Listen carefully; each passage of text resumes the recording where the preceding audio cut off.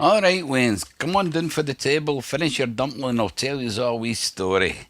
Hey, gonna tell us the story about Granda, how he won the war all by himself in Germany. Oh no, it won't be that story, son.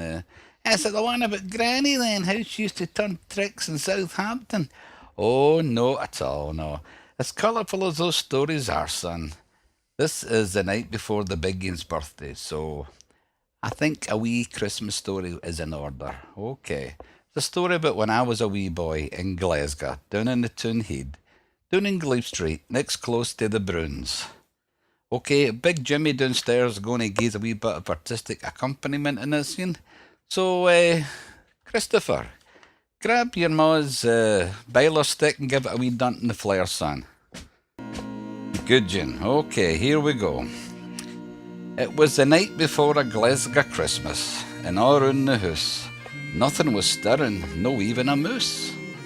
The stockings were hung under a big can of beer. They bring old Santa some holiday cheer.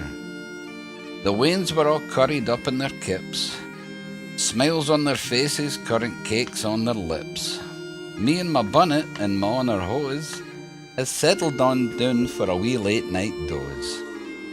When out in the backyard there came such a clutter, I sprang to my kip thinking it must be a nutter.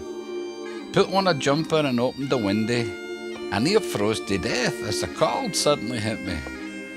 The moon shone on the slush and the new fallen snow. It was just like daylight on the middens below. Then what to my bleary eyes did appear was a wee red sledge and 8 toty reindeer. There was a bearded wee driver who was leading it all. I knew right away it was old Santa Claus.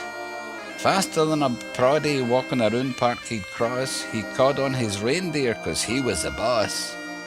New Hamish, new Willie, new Jimmy and Sandy, on Shuggy, on Sean, on Rudy and Andy.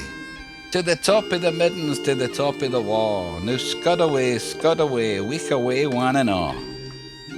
They took off from the backyard, they looked awfully fine. Till on the way up, they hit the McGinty's Clay's line. Then they reached the rooftop with such a bravado, with a sledge full of toys and a bottle of Eldorado. The very next second, I heard a sound on the roof, like reindeers doing a jig with their toty wee hoofs. As I twisted my head to take a gander around, soot fell for the chimney, and Santa came down. He was all dressed in tartan from his head to his foot. His clothes were all manky with ashes and soot. A bundle of toys he had flung on his back. He looked like a tinker as he opened his bag. His eyes, how they twinkled, his dimples so merry, cheeks like balloons and nose like a cherry. His mouth was like a wee smiley face on a wall, and the beard on his chin was as white as the snow. A woodbine doubt he held tight in his teeth, and the smoke blurred around his head like a wreath. He had a bald face and a big old round belly that sugared when he laughed like a bowl full of jelly.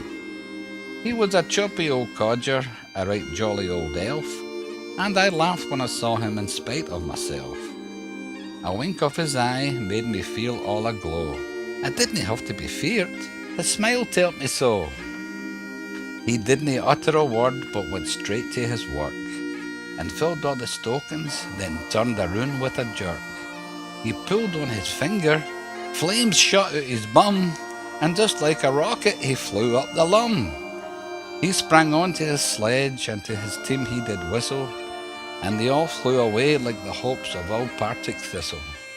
I heard him shouting as he drove out the night, Merry Christmas to all, and to all a good night. Aye, that's a wee story for the night then. Merry Christmas to everybody.